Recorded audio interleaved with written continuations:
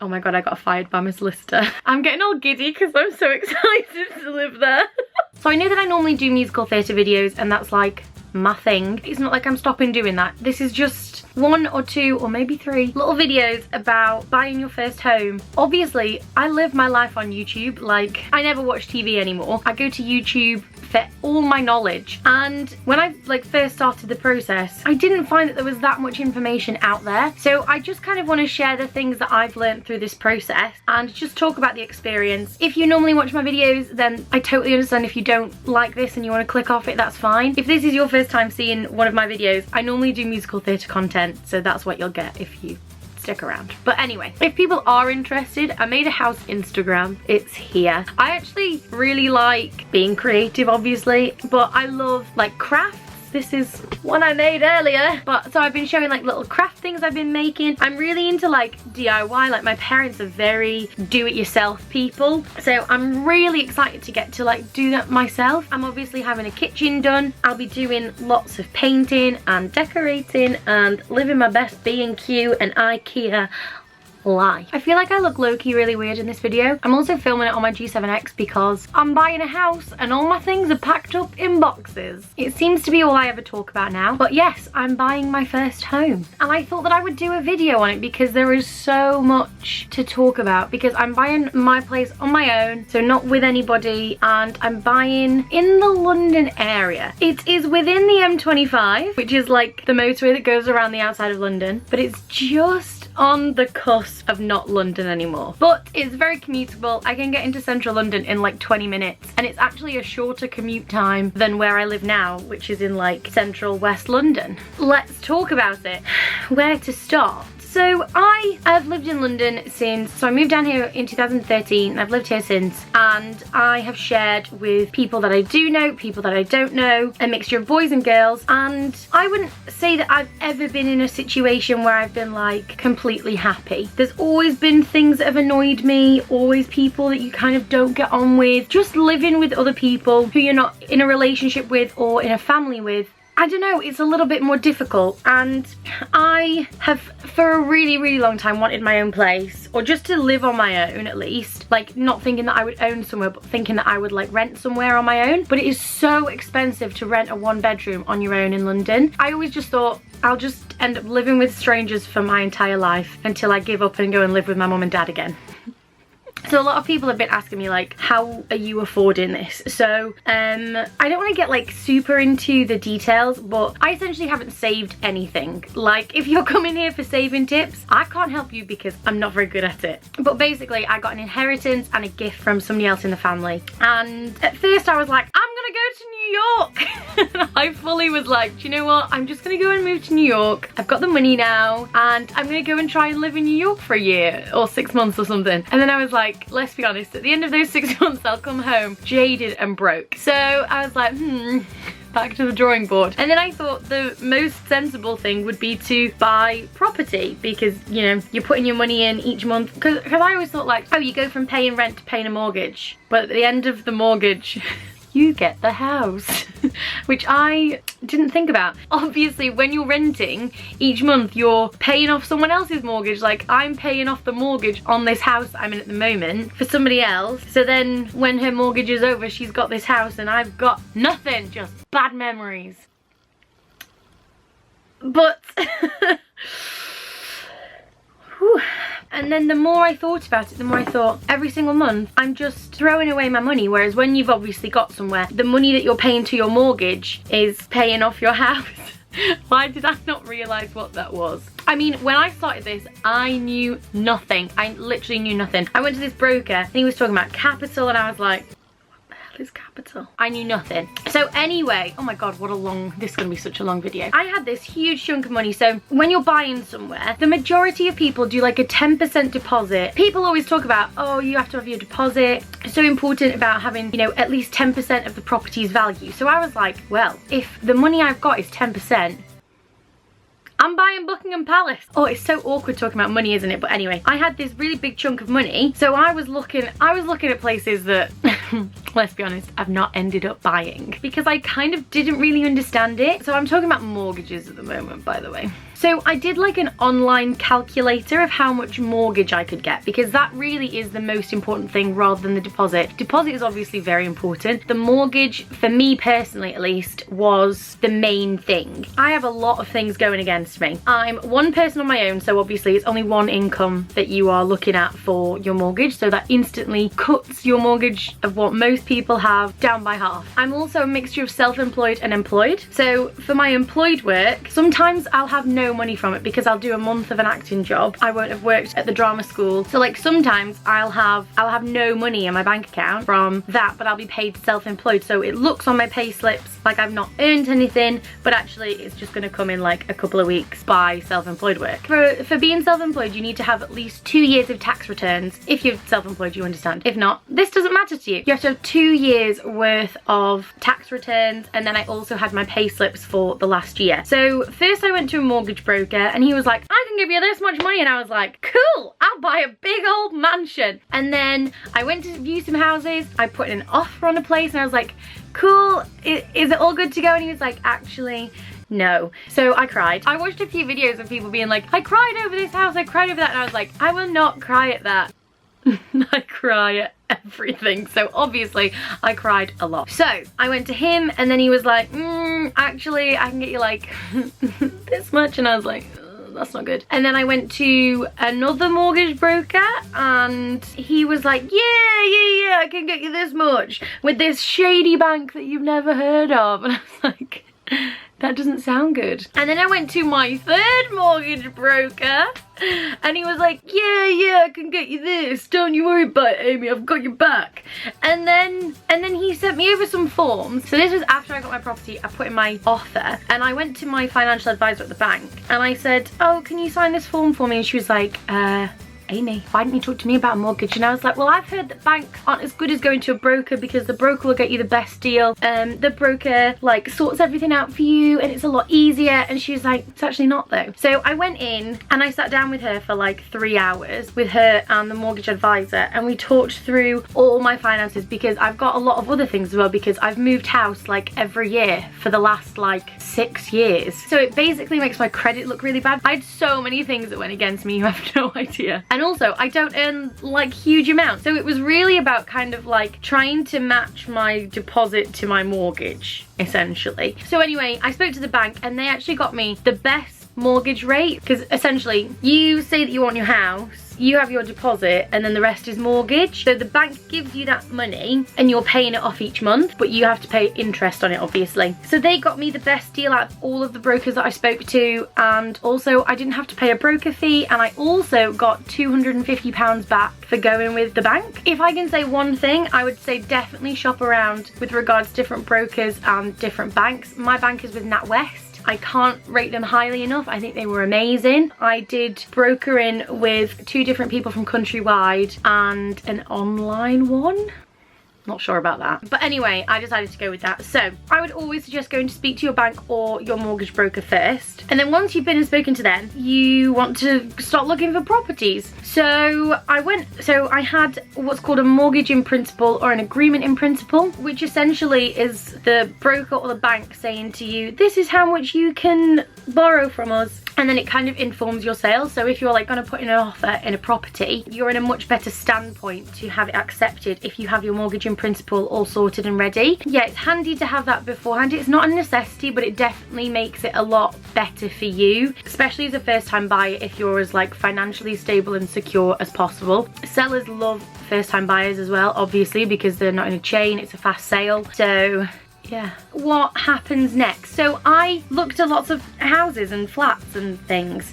So I looked at a variety of places. Some places, oh my god. So I remember I had a day where I booked like 9 viewings and they were all like half an hour in between them. And I phoned this lady and I said, oh, I was just wanting to call you because I just don't have enough time between 2 of them. So can you push it back? And she was like, it'll be fine. It takes like 3 minutes to show you a place. And I was like, I'm not gonna give all this money on a property that I've spent 3 minutes in. Do you know what I mean? I just thought it was like a dodgy way of handling it, and I just thought, not keen on that. But anyway, I was like, okay then, I'll see you there. I get to the property and I'm waiting outside, and then she's 15 minutes late. Oh my God, I was fuming. But the whole time I was stood there, I was stood outside the property and I was like, I do not like it. Lots of trash on the floor, lots of like rubbish everywhere. There was a weird smell. I just thought, not a chance. So I actually phoned her and I was like, actually don't bother coming because I'm gonna go. So I went to my next viewing and then I had 3 viewings in the same town, which is a town again that I hadn't lived in before, because so I live in zone 3 of London, which is pretty standard for a person of like my money and whatever, but I couldn't even slightly afford somewhere here. So like the property that I've got here would be like twice the cost. It's so expensive where I live. Like the house I'm living in the moment is like an over £1 million house, and obviously just not gonna happen. So I was having to look all over London, over the other side of London, over in north, in south, in southwest, southeast, all over the place. So I had 3 viewings in this one town and I was like, this actually is horrific. I do not want to live here. Obviously I'm not going to say because somebody on here could be from there and I don't want to offend anyone. I kind of went back to the drawing board. I had a full day where I didn't really like anything, and then I had my concert coming up and I was like, oh shit, I'm doing a concert and also about to start filming a film and I'm not prepared for either of them, and I'm like fannying about trying to look for a house. So I put it like on the back burner, and then when I was on holiday in June I was like, right, when I get back from holiday, I've not really got anything on during the summer, I'm going to hardcore look for a place. I booked a couple of viewings. I liked both of the places that I saw and I went to go and do a second viewing with my mum. So my mum came down the next weekend and we saw the second viewing. We also had loads of other viewings in that day though. So we saw one in the morning that was just gross, and also I looked in like the electricity box, you know, like the electric box that has like all the details, and it was like last check 2007, next check 2014. It's 2019!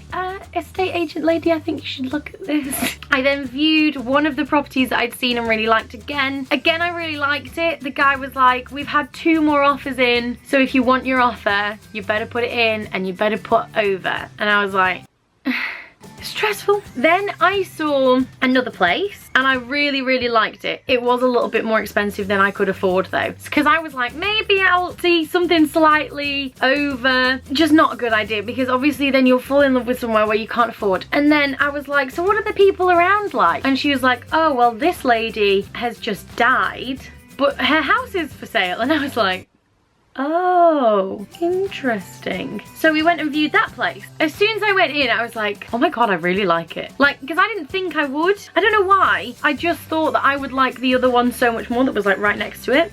I really like it. It's quite small, but it's very homey and I can totally see myself living there. So me and my mum were in there for quite a while actually. We really looked at the place really steadily. My mum obviously has bought various houses before and was looking for all like the housey things that she needs to look at, and I'm like, is it pretty though? So I think that we like balanced each other out nicely, and we had a real good chat with the estate agent as well, which was nice, for ages, talking about all the different things that you could do to renovate it. So then we went off and did a few more viewings. We looked at one place that was so gorgeous. Oh my God. I mean, I fell in love with it, but it was so expensive. And the guy was like, really like, yeah, so are you gonna put in an offer? And I'm like, please just calm down. Do you know what I mean? Like, they're so crazy. So anyway, I then went off to a shopping centre and I was walking around with my mum and I thought, no, 100% I want to go to the one that was the one I got. So I phoned the lady and I was like, right, I'm gonna put an offer and it's this. And she was like, yeah, they're not gonna accept that. And I'm like, okay. So she went off and spoke to them, but I said to her, if they say no, please come back to me so I can put in a different offer. Because I was like, I'm gonna put in a lower one because I have to buy a new kitchen. I could afford it at its full price, but obviously you want to get a little bit of money off. So they came back to me and they were like, we'll give you this price. And I was like, let me think about it. And so me and my mum went and sat down for a coffee. I'm getting all giddy because I'm so excited to live there. Anyway, so me and my mum then went and had a sit down and I was like, I just want to get another grand off. I said to mum, will you do it? And she was like, no. She was like, if I phone up and say, I'm Amy's mum, she wants to put in this offer, she was like, you're just gonna look like a little kid. So I was like, oh for goodness sake, I hate talking on the phone and I hate things about money and difficult stuff, and I hate anyone to ever think I'm being greedy or like cheeky. So I was mega stressed. I phoned my dad. I was like, I'm gonna sit down, have a slice of cake, breathe. And then I phoned her back and I said, will they take this? Because I need to get a kitchen, and because it's an old lady's house, so it needs a little bit of like a zhuzh up. I mean, it's a nice place, but it just needs a bit of a lift. And she was like, I think that's a really good offer, and I'm gonna go back to them. And I was like, oh my god. And then literally like 2 minutes later she phoned me and she was like, I've got good news, and I've got really good news. And I was like, Pam, tell me the news. And she was like, they liked your offer and they've accepted it. So then I had to send over like my passport for like proof of me, proof of identity. I had to send over my solicitor's details, which I didn't have, and I had to send over my mortgage in principle. So I was like, I don't have a solicitor. So estate agents will like recommend brokers and solicitors to you, and then they get like a cut of the money that you take. So the ones that she sent over to me, that is the estate agent's company, they're like all online. So all of the paperwork is online, which makes it so much quicker. And then also I got like a discount on the legal fees because I was recommended, and then obviously the estate agents get a cut of that as well. I looked at a couple of other different people's as well, but I kind of liked the idea of having it all nice and neat together with the same estate agent and solicitor, and I thought if like the sellers are lagging on something, then the estate agent can help, and it's like a little go-between. So that's why I decided to go with them. So I'm not in a chain, I have no property to sell, and the sellers, it's in the estate of the lady who owned it, so it's her children who are selling the place. So I was like, quick sale, it'll be done in a week. We're now 6 weeks later and we're very close. The thing that shocked me the most is how long it's all taken, because like, well, I've got my mortgage, I've got my deposit, you've got a house, let me buy it. Nice and simple. And I was like, there'll be some paperwork, but I had no idea how much there would be. And I think that's the thing that was the most surprising about all of it, because I was just like, well, what? Do you reckon I can be in there in 2 weeks? I was like, Mum, keep your weekends free, you're coming back down to help me paint. So yeah, obviously that didn't happen. So it took me like a week to just instruct. So instructing is basically saying to your solicitor, hi, I want you to help with this. You're my solicitor now. And then they start the conveyancing process. So conveyancing is essentially the act of purchasing a house, like organising the purchase of a house. So they do like all the paperwork with your bank, with the mortgage, contacting the sellers, getting like the paperwork. I think that I will talk about things like what I was looking for in the house and those kinds of things when I am actually in there, because I'll do like a tour and I'll talk about the things that I like and didn't like and whatnot. But what I can say is that I love it. So a really big thing is the added costs as well. So you've got your deposit, but how much have you got for your legal fees? So there's a thing called stamp duty, which I mean, I've not had to deal with it because first time buyers don't have to buy stamp duty. I don't really know what it is. But anyway, there's your legal fees costs. So that's just like paying your conveyancer or your solicitor. I'm going to say solicitor because I think it's easier to say. I don't know. So paying your solicitor to do the conveyancing, paying for the searches. So part of the buying process is your solicitor will order searches from like the local council and all these different things to look at like the water in your area and the wind in your area and the noise of trains and the proximity to lakes and all this. Right, so I got one of my searches back the other day and it was like, very windy area, would suggest going to the property to see how windy it is. I mean, my solicitor was like, yeah, we have to send that over to the bank to see if they're okay to still lend because, you know, they don't want to lend on a property that's not worth the money. And I'm like, what? There's just so many costs because you also have to like take time off work to go and look at properties. You might have broker costs. I thankfully don't have those. I remember Countrywide's was £550 just to get your mortgage and get it through finalisation. Thankfully my bank does that for free. Whoop, whoop. What other costs are there? When you get your mortgage, your bank will order a survey, so that will be somebody going to the property and checking that like the walls aren't going to fall down and you've not got like rotting floorboards, all different structural issues and things. Sometimes they call it a valuation and sometimes they call it a survey, but it's essentially going to the property and saying, yes, we think this is worth the money that we are going to give on the mortgage. If you're doing a full cash payment, then I don't think you need one, but you should probably get one just to like check your property out anyway. But they're expensive. What else did I have to pay? I paid like 2 grand in like the first 2 days of the process, and I was like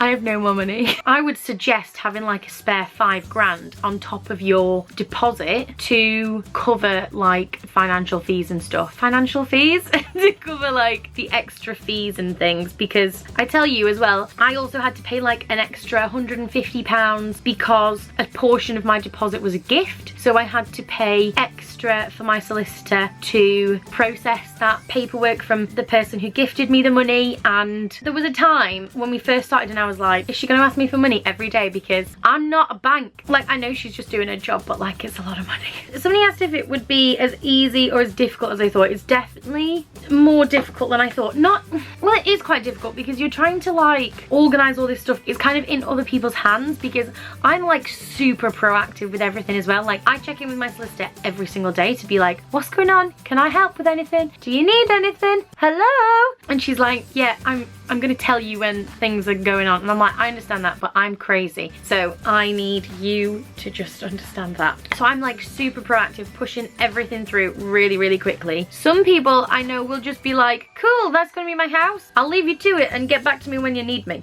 I had difficulty because the sellers were on holiday for a chunk of it, and then my estate agent was on holiday. Don't buy a house during the summer holidays.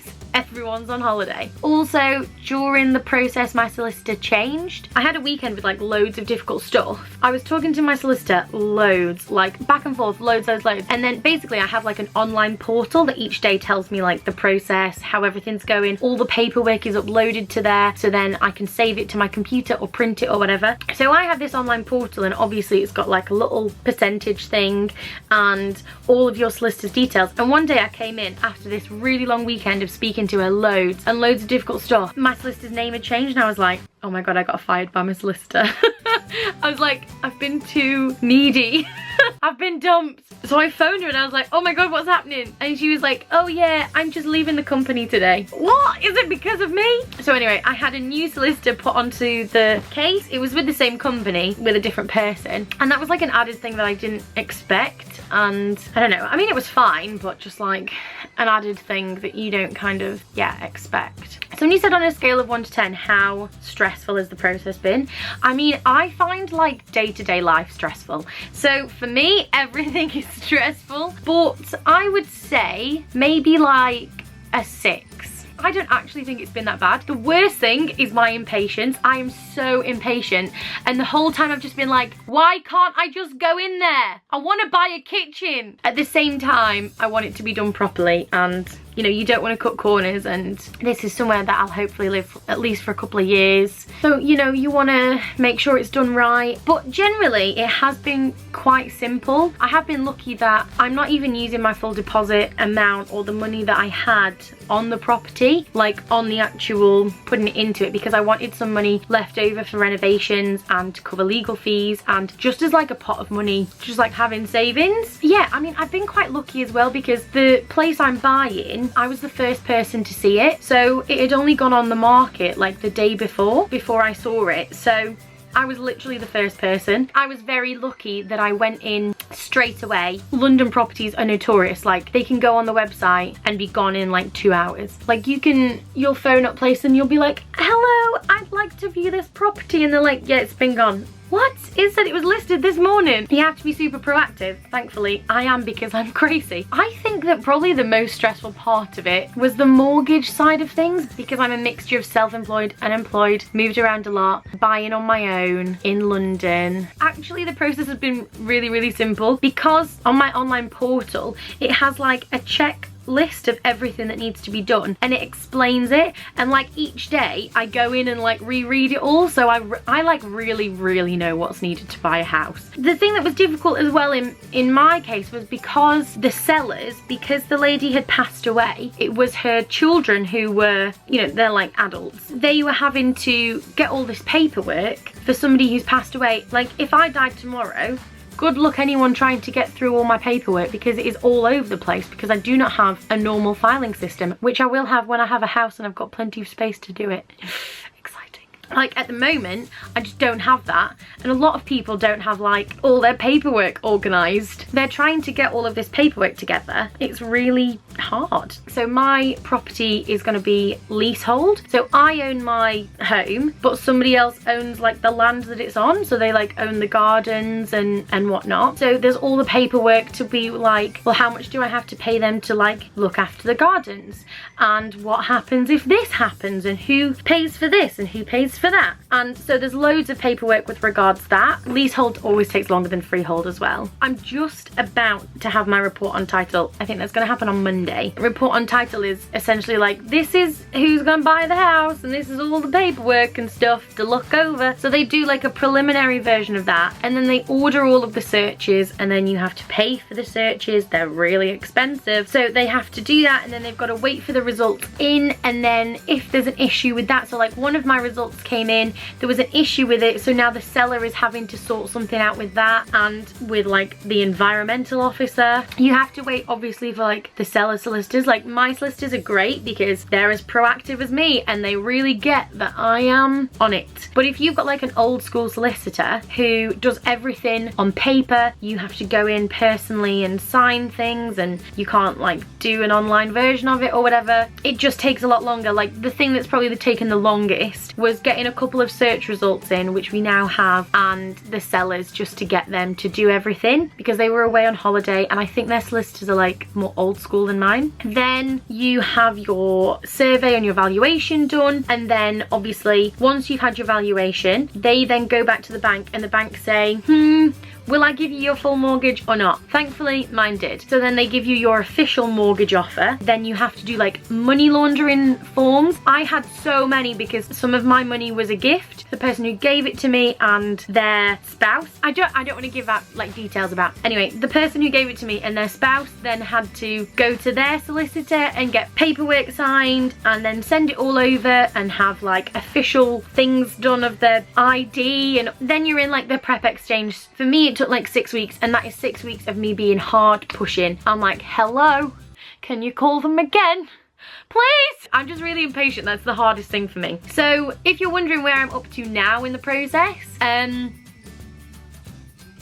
so we're pretty much ready for pre-exchange, which is essentially like sending over the money. So we will have report on title done. My solicitor will contact the bank and say, yo, you ready to send over that money? And I'll be like, yeah, here's my deposit. And then we send over the money together, and then we have the completion date, which is your move-in date. So I was like, how long between exchange and completion? Obviously, they're not in a chain, I'm not in a chain. I've got all my crap in boxes. I'm living out of like 2 little drawers just with my craft supplies. I craft now. I'm ready to move. So I said like, how long between exchange and completion? And they said that usually the bank wants about 5 to 7 days for like obviously the money to clear in the account for it to all be ready. Once I have my money sent, it should be like 1 week from then that I can move in and live my best life on my own, and I can get a cat. Oh, I'm so excited. I can't cope. I'm so excited. I want to cry. And then after that, there's like final tying up, but obviously by then I will be in my house living my best life. I can't wait. I keep getting really emotional about it, and every time my percentage goes up on my portal, I'm really like, oh my god, I can't believe this is happening. I'm also quite scared because I've only ever lived with people, so this is gonna be my first time living on my own. If there's a moth, what do I do? I'll just have to burn the house down and move out if there's a moth in there. It's like a completely new area. I've not lived in this area before. Thank the Lord, one of my best friends lives like a 10-minute drive away, so thank God I've got at least one friend in the area. So I'm looking at like different like group activities so I can go out and meet new people. Oh, I'm gonna sneeze. My friend who lives there does like lots of different like activities with her mum, so I'm like, can I please join in? I've got no friends. So yeah, really exciting actually.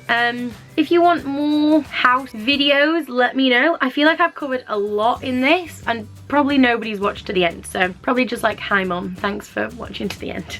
I might do moving vlogs. Are people interested in that? Like, I feel like I've got this channel and I do so much theatre content that I'm scared to do anything that's not, and like this is a really big thing in my life that I want to share with people and I want to talk about because it's really exciting. It's a funny one as well though, because I'm getting this essentially not thanks to myself. Obviously I've had to do the whole like process and that's quite stressful and quite time consuming and things, but it's just paperwork. I haven't done the saving and a lot of the time I'm like, I don't deserve this. I've said to people like, oh, I'm buying my first place. People are like, oh my god, congrats. And it's like, I don't deserve any congrats. I was just given some money, and like my money is an inheritance as well, and it's like, that's really sad. You know, there's this whole like guilt around it. I don't know, it feels weird. I am really excited, but there's also this guilt, there's a fear of just being on my own for the first time, and I'm really tied to this thing now. Like, home is very important to me, and having somewhere that is comfortable and cozy and relaxing is really important to me, but I've always had the opinion that I can just like pack up and go at any time, and I have done. I've moved every year. I'm gonna own somewhere that will be my home, and yes, I can sell it, absolutely, and I'll probably sell it and move to somewhere bigger, hopefully with somebody else or on my own or whatever happens, you know. And it's better than the money just sitting in a bank account, just sitting there. Whereas this is, I've got something and I'm paying towards it and I'm setting myself up for life. But also there's this fear that like, what if I get there and I hate it? I can't just move out. Do you know what I mean? I mean, I can, you can just sell your house, but like, that's stressful, and I think I like it. I hope I do. I'm so scared. I'm really just sharing all the feelings now. It's a strange experience. So yeah, I'm sorry if you hate this video. I'm sorry if it's not very helpful. And if you're interested in why I chose to do like this instead of like help to buy, or there's lots of different like first time buyer government schemes and things. If you're interested in that rather than other things, let me know. I know about it all because I've done my research. I was saying to somebody the other day, I was like, I feel like maybe I should give up being an actor and I'll be a conveyancer, because I know it all. Maybe I'll become an estate agent. Like, I know what's what now. I hope that you enjoyed this. I hope it was helpful. As I say, if you are interested in other stuff, let me know. If you want to follow the journey, it's going to be all over on my Instagram and little bits on here as well. I thought having my own Instagram for it would be like a nice place where I put my creative energy, and when I'm living in my new area, living in this new area with no friends, I'll have something to occupy my mind. I can't wait for autumn, and I've got so many nice ideas. I can't wait because I can finally just paint my walls my own colours, and I can put a nail in the wall, and I can put nice things in nice places, and I don't have to bother with other people's dirt. And if you're interested at all in like renting with housemates as well, I got a lot of experience about that. I'm gonna go to a car boot sale to find new things for my home. Anyway, I will see you soon. Thank you so much for watching. I love you lots. Bye.